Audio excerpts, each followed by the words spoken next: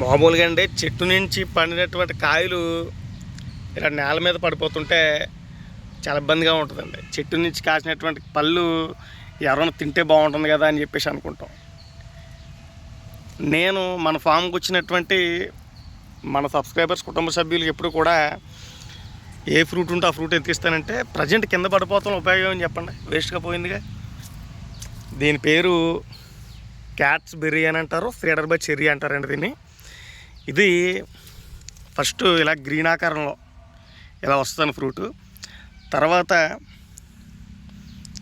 మృదువైన స్వభావంతో చాలా మెత్తటి గుజ్జుతో ఇలాగ నారింజ రంగు ఎలాగ మంచి నీట్గా పై ఎరుపు రంగు పండుద్దు అలాగే వస్తుందండి. ఇది చెట్టు నిండా కాయలేనండి. ఇది ఇండోనేషియా వెరైటీ అండి. ఈ వెరైటీ ప్రజెంట్ 21 ప్యాకెట్లు ఏర్పాటు చేసామండి ఫుల్ ఫ్రూటింగ్ తోటి. ఇదండి మామూలుగాని అవుట్ ఆఫ్ కంట్రీ రకం అండి, ఇండోనేషియా వెరైటీ చెప్పానుగా. ఇది మీకు ఎండలో పెట్టేసుకోవచ్చండి డైరెక్ట్.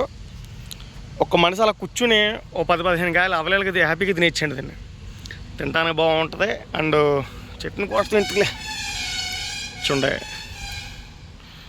ఇలా ఉంటుంది అన్నమాట అండి.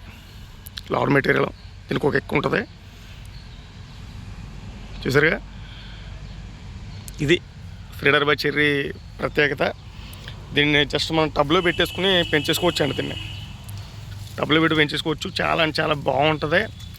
సో నచ్చినటువంటి ఫ్రూట్ అండి. హీల్డింగ్, హెవీ హీల్డింగ్ అండి అది. చూసారు ఎలా కాసింది కాయలు.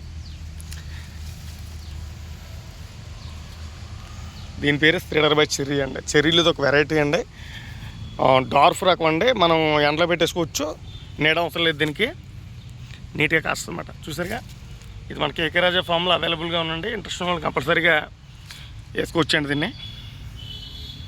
సో వీడియోని లైక్ చేయండి, షేర్ చేయండి. కొత్త కొత్త విషయాల గురించి మన కడిగి పులంక రాజా ఛానల్ సబ్స్క్రైబ్ చేసుకోండి. Thank you.